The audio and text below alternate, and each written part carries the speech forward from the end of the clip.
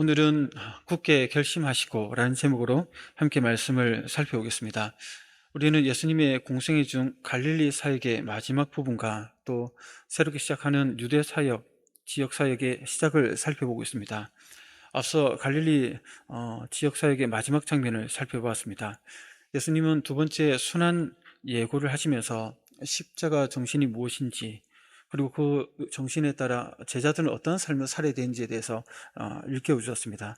특히 제자들이 누가 크냐 서로 높은 자리를 놓고 다툼이 일어났을 때 그것을 기회로 삼아 진정 큰 자가 누구인지를 알려주셨죠.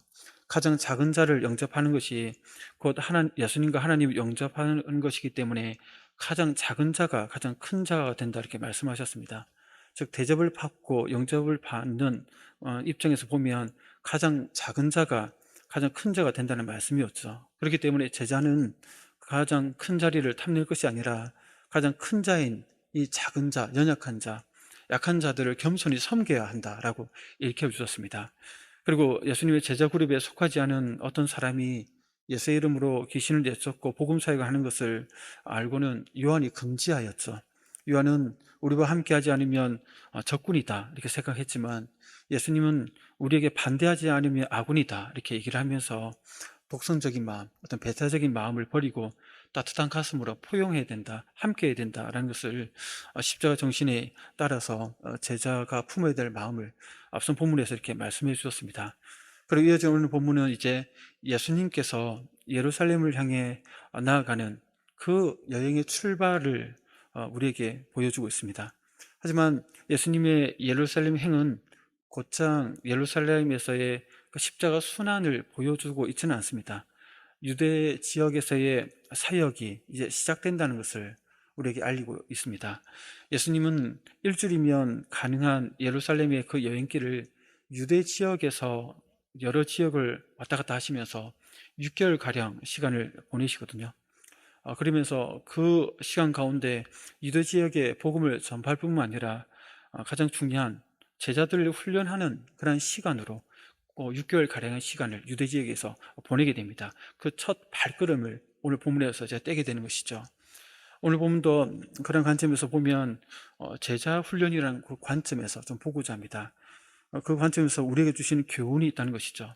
예루살렘 행 첫 발걸음부터 제자들은 자신들의 그 부족함, 연약함을 드러내고 있습니다. 주님은 그러한 부족함을 통해서 오늘날 우리에게 제자로서 주시는 교훈이 있다는 것입니다. 이를 알려면 예수님의 구원 사역이 어떤 사역인가를 좀 이해를 해야 됩니다. 성도 여러분, 예수님의 구원 사역은 심판이 아니라 원수까지라도 구원하는 사역입니다. 지금은 원수라도 구원하는 사역인 것이죠. 이 사실을 제자들의 그들이 오늘 본문에서 행하는 실수를 통해서 오늘날 우리에게 말씀해 주고 계십니다. 이 교훈이 우리 마음 가운데 새겨지는 그런 시간이 되기를 소원합니다. 이제 예수님은 굳게 결심하셨다 이렇게 얘기를 합니다. 예수님은 갈릴리 사역을 마무리하시고 예루살렘으로 올라가기 위해 굳게 결심을 하셨던 것이죠. 이 결심에서 예수님의 구원 사역은 지금 현재 원수까지라도 구원하시는 사역이라는 것을 드러내고 계십니다. 먼저 51절을 우리 같이 한번 읽어보겠습니다. 시작. 예수께서 승천하실 기약이 차감해 예루살렘을 향하여 올라가기로 굳게 결심하시고, 그러니까 지금까지 갈릴리와 가버나움을 중심으로 2년 가까이 말씀 사역과 치유 사역을 행하시면서 그 자리에 계셨던 것이죠. 이제 예수님은 자기를 행하신 하나님의 계획을 따르기 위해서 고난이 있는 그 예루살렘을 향해 올라갈 것을 굳게 결심하셨습니다. 이러한 결심은 예수님께서 하나님이 정하신 자기의 때를 알고 계셨기 때문에 그러한 마음을 먹었던 것이죠. 그래서 51절에서 보면 예수께서 승천하실 기약이 차감해 라는 것을 얘기를 하고 있습니다. 하나님을 위해 이 땅에 보내신 예수님은 하나님께서 자신에 대해 계획하신 모든 일정을 아셨고, 바쁘고 분주한 공생의 동안에도 그날 무엇을 해야 할지 아시고 그렇게 마음을 먹으시고 행동으로 옮기셨다는 것입니다. 특히 여기서 예수님께서 예루살렘으로 올라가기로 작정하신 계기는 바로 우리가 앞에서 확인했던 변화산 사건이 계기가 되기도 합니다. 변화산에서 부활 후에 입게 될 그 영광스러운 모습을 예수님께서 그렇게 변모하셨죠. 그 경험 가운데 예수님은 예루살렘에서 이루실 구원의 사건이 이 영광을 가져오게 된다는 것을 모세와 엘리야와 함께 그 예수님의 별세에 대해서 얘기를 하면서 확인하셨습니다. 그리고 산에서 내려오자마자 영광 이전에 먼저 있을 고난, 십자가의 고난이 기다리고 있는 예루살렘으로 올라가기로 굳게 결심하셨던 것이죠. 여기서 우리가 좀 더 짚고 넘어야 할 것은 승천하시 기약의 차감회라는 이 표현 속에 있는 의미들입니다. 여기서 승천은 부활 후에 하나님 우편으로 올라가실 승귀를 얘기를 합니다.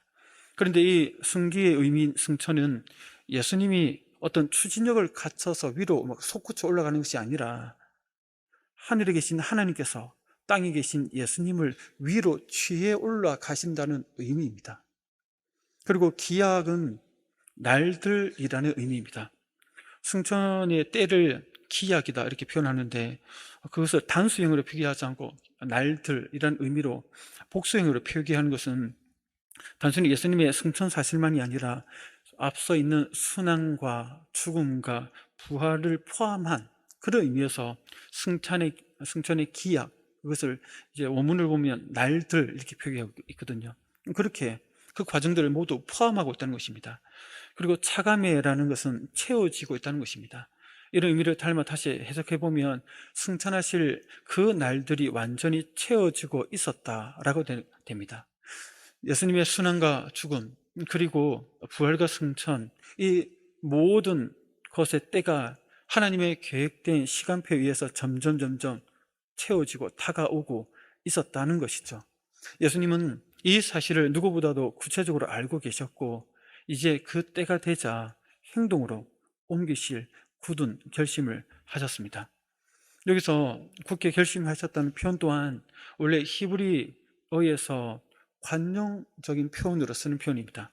그것을 히브리어의 표현에서는 얼굴을 어떤 방향으로 향한다라는 원문의 의미가 있습니다. 그것을 쓸 때는 어떤 일을 이루기 위해서 어떤 결심을 할 때 어떤 방향을 향해서 얼굴을 향한다 이렇게 표현하거든요. 그런 의미로 올라가기로 결심했다라는 의미가 담겨 있다는 것입니다. 그러니까 예수님은 예루살렘 쪽을 향해서 어떤 비장한 표정을 짓고 마음을 먹고 이제 발걸음을 뗐었던 것이죠.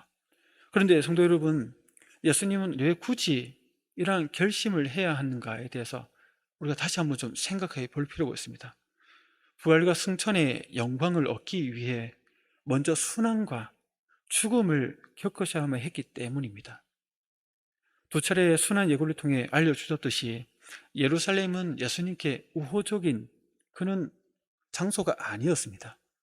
예루살렘에 올라가게 되면 계속해서 예수님을 시험했고 책 잡기 위해서 그들을 예수님을 괴롭혔던 유대 종교 지도자들이 거기에는 진을 치고 벼르고 있었습니다. 그들에 의해 고난을 받을 것을 아셨고 또 예수님을 향해 막 환호했던 백성들의 배신을 받아서 빌라도의 손에 넘겨질 것도 아셨고 심지어 제자들의 배신까지도 알고 계셨습니다. 그러니 비장한 마음으로 굳게 결심을 하셨던 것이죠. 사람들의 거부는 결국 예수님을 십자가에 죽도록 할 것이었습니다. 그러나 역설적이게도 예수님은 그 죽음 이후에 부활하실 것이고 하늘로 들려 올림을 받게 될 것이었습니다. 그렇게 하나님의 구원 사역이 성취될 것을 아셨고 그 첫 단계의 순환을 받아보면서 굳은 마음으로 마음을 먹으셨다는 것입니다. 성도 여러분, 여기서 이런 과정 속에서 우리는 두 가지 사실을 확인하게 됩니다. 예수님에게 십자가 고난이 필연적으로 있었듯이 제자들도 복음을 전할 때 그런 고난, 거부와 배척이 항상 따라다닐 수 있다는 것을 우리에게 얘기를 해주고 있다는 겁니다. 그리고 다른 하나는 그럼에도 불구하고 거부와 배척이 복음 전파를 막지 못하고 결국 하나님 뜻을 예수님께서 성취하신 것처럼 택한 자들에게도 복음이 전파되게 된다는 것입니다. 이것을 하나로 합쳐보면 지금은 심판의 때가 아니라 복음의 원수까지라도 구원하기 위해서 하나님께서 일하고 계심을 우리에게 말씀해 주고 계십니다. 이 사실을 우리에게 지금 말씀하고 계신 것이죠. 이것을 이해하는 게 상당히 중요합니다. 우리가 로마서 5장 8절을 보면 이런 사실을 잘 얘기를 해주고 있죠. 우리 같이 한번 읽어보겠습니다. 우리가 아직 죄인 되었을 때에 그리스도께서 우리를 위하여 죽으심으로 하나님께서 우리에 대한 자기의 사랑을 확증하셨느니라. 아멘. 우리 이 말씀을 암송하고 잘 알고 있죠.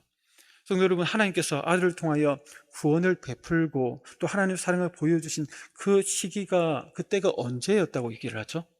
우리가 아직 죄인 되었을 때라고 얘기합니다.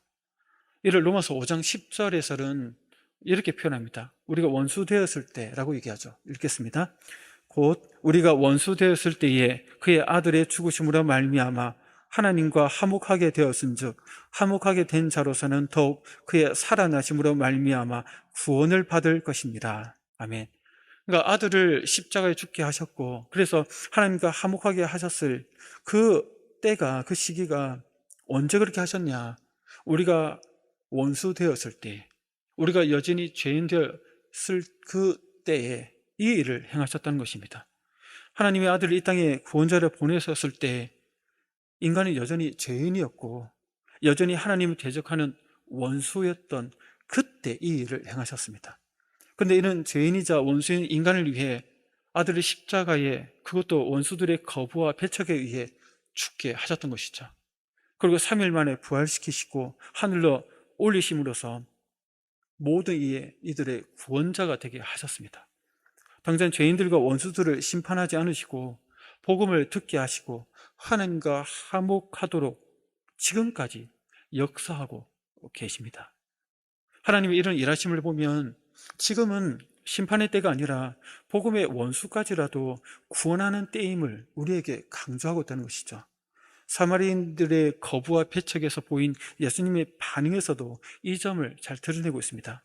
당시 사마리아인들 중에는 복음의 원수 짓을 하는 자들이 있었습니다. 오늘 본문에 그런 자들이 나타나서 52절, 53절을 같이 한번 읽어보겠습니다. 시작. 사자들을 앞서 보내심에 그들이 가서 예수를 위하여 준비하려고 사마리아인의 한 마을에 들어갔더니 예수께서 향하여 가시기 때문에, 아멘. 여기 보니까 예수님을 거부하는 일들이 벌어지죠. 갈릴리 지방에는 이게 북쪽에 있었습니다. 유대 지역은 남쪽에 있죠. 그 사이에 이 사마리아 지역이 있거든요. 가까이 가려면 이렇게 관통해서 가야 됩니다. 아니면 요단강을 건너서 동편으로 돌아서 가야 되죠. 며칠 더 걸려야 됩니다. 그러니까 이제 예수님은 그렇게 돌아갈 필요 없고 사마리아 관통해서 유대에 내려가려고 하셨죠. 그러니 먼저 제자들 몇을 보내가지고 하루만 묵어야 되니까 숙박할 집들을 얻기 위해서 보냈던 것입니다. 그런데 여기서 중요한 점은 예수님은 굳이 사마리아 땅을 통과하고자 하셨다는 것입니다. 단지 시간을 아끼기 위해서가 아닙니다. 이는 사마리아인들도 복음의 대상이었기 때문에 그랬다는 것이죠. 당시에 사마리아인들에 대한 거부감이 많았겠지만 예수님은 구원 사역에 있어서 어떤 인종이나 어떤 민족의 차별 없이 모든 사람을 대상으로 이 복음의 기회를 주고 계셨습니다. 그것을 우리에게 보여주고 있죠. 하지만 사마리아인들은 예수님의 이런 깊은 사랑, 그리고 의도를 이해하지 못하고 유대인들과의 그 반목된 역사적인 반감, 혈통적이고 종교적인 갈등으로 인해서 구원자 예수님마저 배척합니다. 원수 짓을 하고 있는 것이죠. 자들이 무슨 짓을 하는지도 모르고 그 짓을 지금 하고 있는 것입니다. 사마리인들이 사랑으로 가득 찬 예수님의 복음 사역을 거부하였던 것은 오랫동안 뿌리 깊게 내려온 민족적 반감 때문이었습니다. 1차적인 것은. 그래서 유대인들과 적대 관계였죠. 성도 여러분도 잘 아실 것입니다.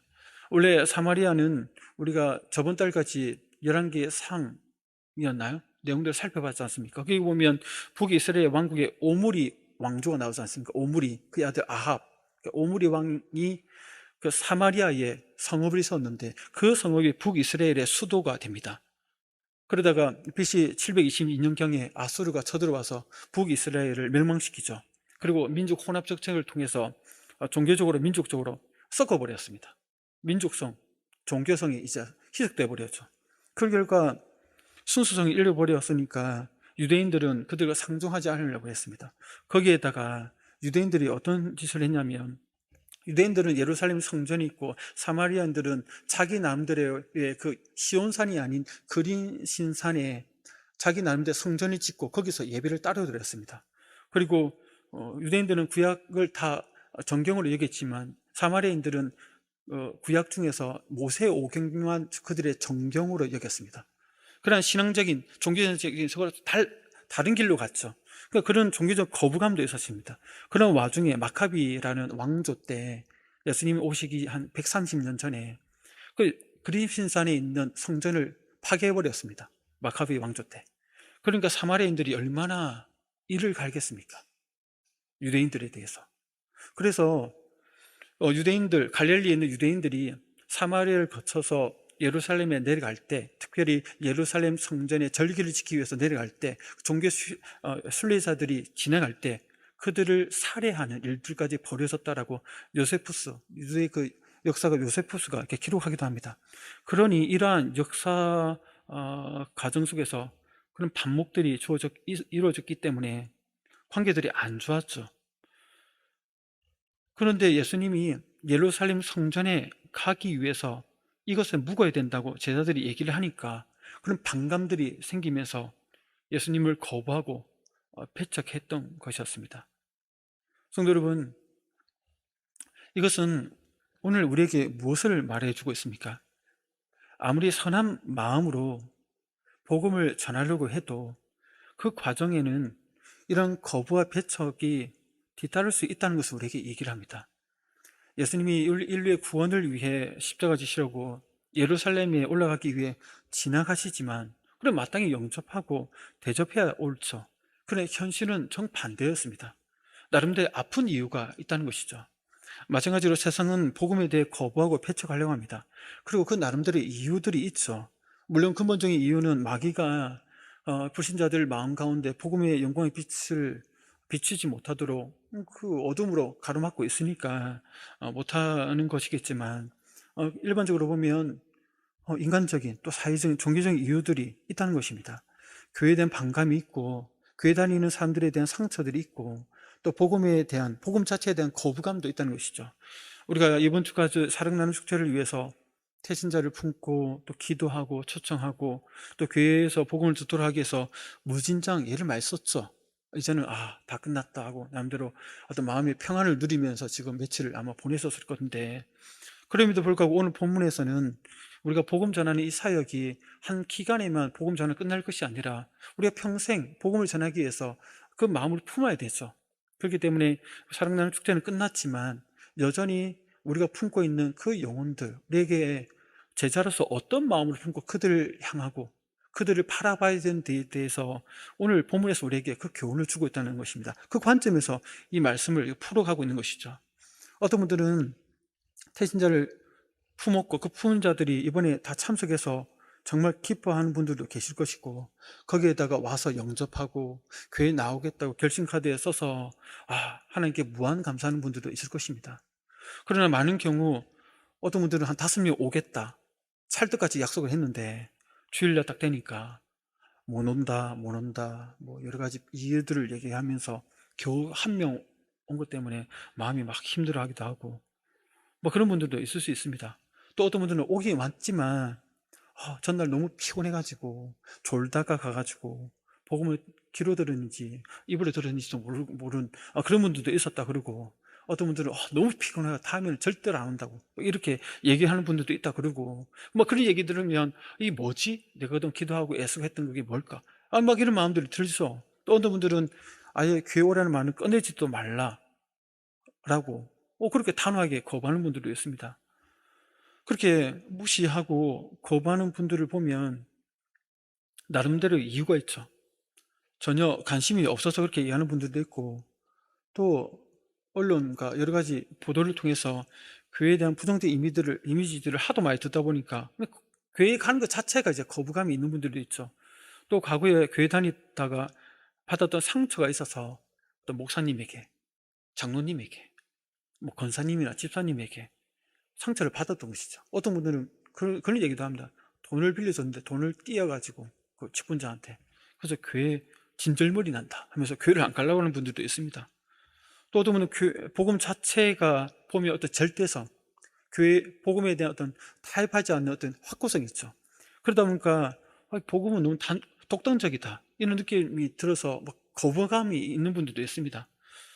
그러다 보니까 여러 가지 막 자기 남들의 이유 때문에 면전에서 목사 욕하는 사람도 있고 교회 욕하는 사람들도 있고 심지어 하나님을 욕하는 사람들도 있습니다.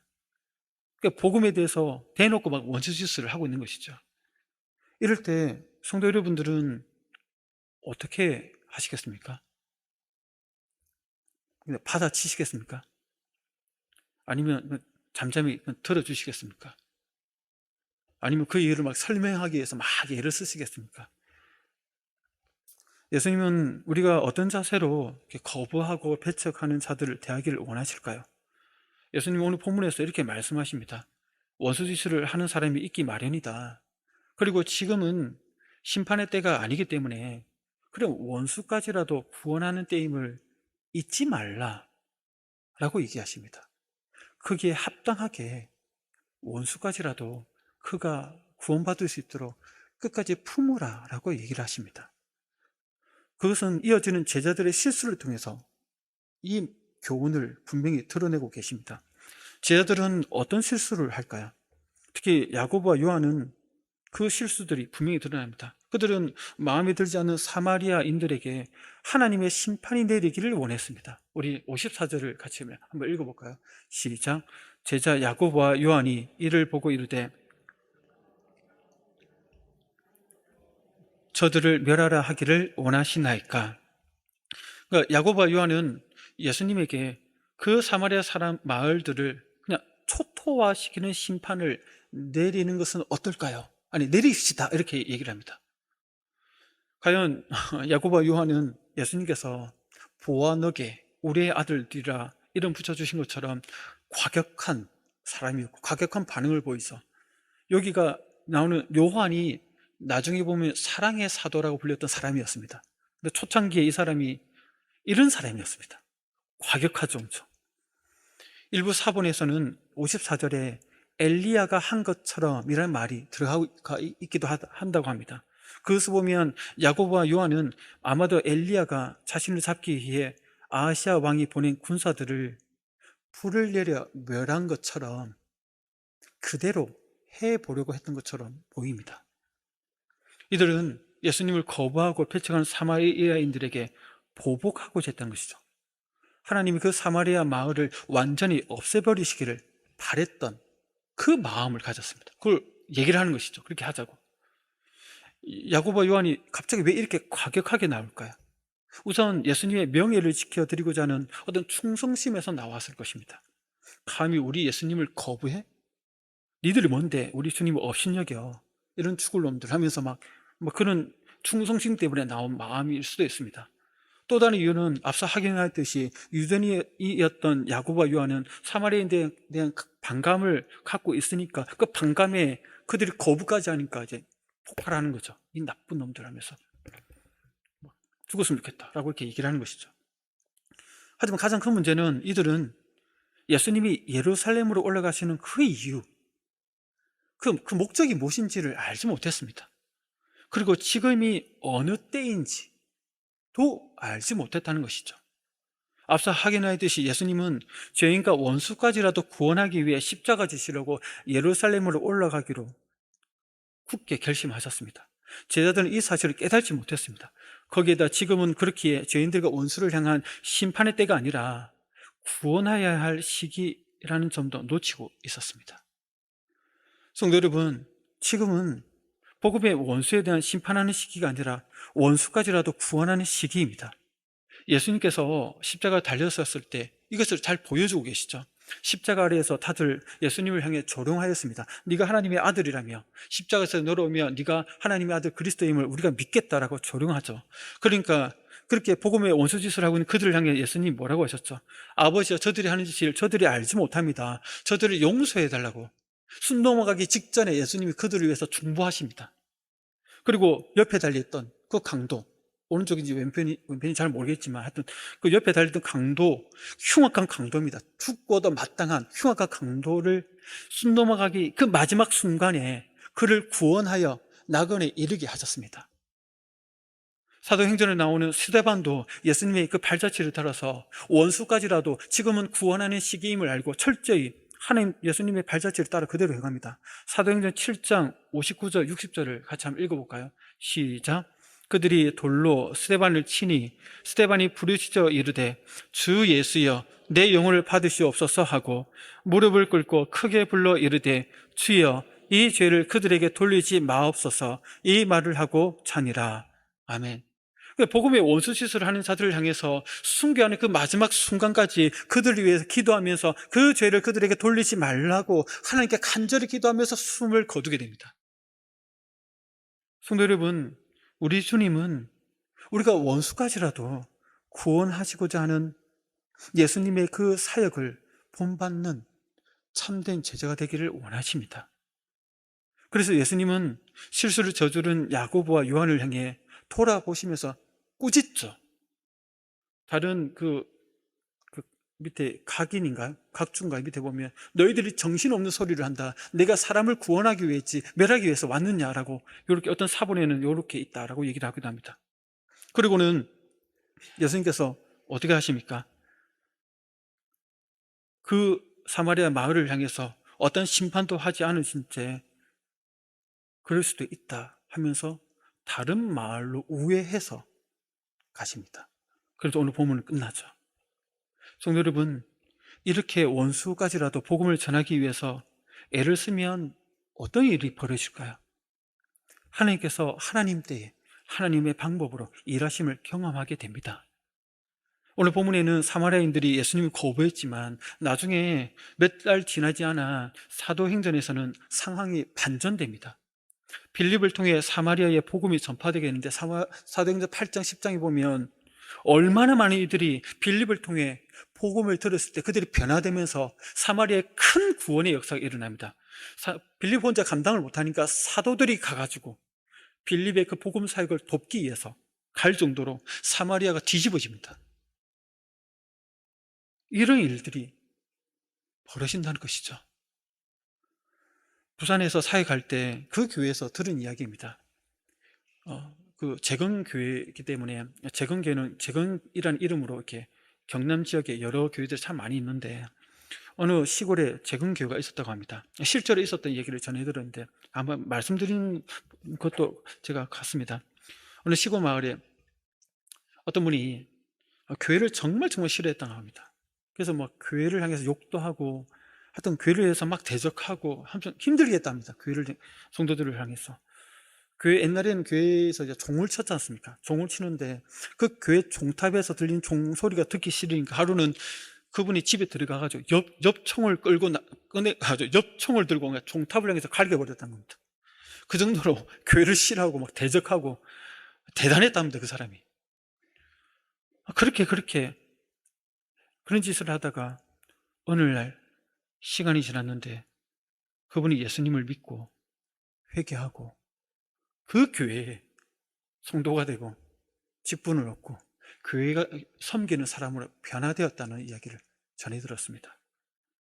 성도 여러분, 만일 그분이 그렇게 교회를 향해서 대적하고 나쁜 짓하고 복음의 원수짓을 할 때 교회도 같은 방법으로 눈은 눈으로 이는 이로 이런 식으로 똑같이 미워하고 멀리하고 배척하고 그냥 그 사람을 그냥 투명 인간처럼 했다면 어떻게 되었을까요? 가장 쉬운 방법은 똑같이 해주는 방식입니다. 무시하면 무시하는 거고 거부하면 거부하는 거고 대적하면 나도 받아치는 거고 이게 가장 쉬운 방법입니다. 그러나 그렇게 할 때는 아무런 역사도 일어나지 않습니다. 성도 여러분, 우리가 복음을 전할 때 복음을 거부하고 우리의 존재를 무시한다 하더라도 인간적인 방법을 대응해서는 안 됩니다. 여러분들이 품고 기도하고 그 애타게 그 영혼이 돌아오기를 바라는 그 대상들 중에는 여러분들의 그 애씀에 대해서 비웃고 전혀 반응도 보이지 않고 오히려 여러분들의 마음을 상하게 할 정도로 거친 말로 여러분들을 힘들게 하는 분이 있을 수도 있습니다. 그게 1년, 2년, 아니 10년이 지났는데도 눈곱짝하지 않고 여전히 그 상태 그대로 오히려 더 나빠지는 것처럼 보일 수도 있습니다. 그럼에도 불구하고 인간적인 방법으로 대응하지 마십시오. 예수님이 그 원수까지라도 구원하기 위해 십자가에 돌아가셨음을 늘 생각하십시오. 그리고 지금은 구원의 때지, 저런 인간은 구원받으면 안 됩니다 라고 단정하고 딱 포기하지 마시고, 지금은 심판의 때가 아니라 구원의 때임을 믿고 그 마음으로 그 영혼을 바라보십시오. 그러면 복음을 전하기 위해서 애쓰는 여러분들을 통해서 하나님 때에 하나님 방법으로 그 원수라도 주님 품으로 돌아오게 하는 일들이 일어나게 하실 것입니다. 그러한 복음의 통로가 우리 모든 성도님들, 우리 교회가 되기를 소원합니다. 사랑나는 축제 끝났으니까 이제 끝났다, 이제 1년 후에 다시 시작, 이렇게 생각하지 마시고 꾸준히 복음을 전하는 이 일에 이러한 마음으로 우리 주변에 있는 우리 가족과 또 직장과 또 우리에게 허락하신 그 영혼들을 바라보면서 나아가길 주의 이름으로 축복합니다. 함께 기도하겠습니다. 오늘 말씀을 생각하면서 함께 기도하겠습니다. 주님, 생각해보면 저 또한 복음의 원수였습니다. 물론 적극적으로 교회를 핍박하고 괴롭히고 예수 믿는 사람들을 못살게 굴고 그렇게 하지는 않았다 하더라도 영적으로 보면 하나님께 원수짓을 하고 있었고, 하나님 앞에 죄인으로서 하나님의 마음에 못질을 하는 그 죄를 짓는 짓을 저지르고 있었습니다. 이러한 심판받으러 마땅한 이런 나와 우리를 위해서 예수님을 보내주셨고, 우리가 예수님의 십자가에 못 박게 했고, 그럼에도 불구하고 그 예수님을 주님께서 살리시고 하늘로 오리셔서 우리의 구원자가 되게 하신 하나님의 그 은혜를 생각할 때, 이 복음을 받은 우리가 또 복음을 전하는 이 일에 좀 거칠게 나오고 좀 상처 주는 말을 한다 하더라도 어떻게 심판받기를 바라는 마음을 품을 수 있단 말입니까? 원수까지라도 복음을 받기를 원하고 변화되기 원하시는 그 아버지의 마음을 품고 끝까지 복음을 전하는 자가 될 수 있도록 우리를 그런 통로를 사용해 달라고, 주여 우리를 사용해 달라고 세 번 외치면서 함께 기도하겠습니다. 주여 사용하여 주옵소서.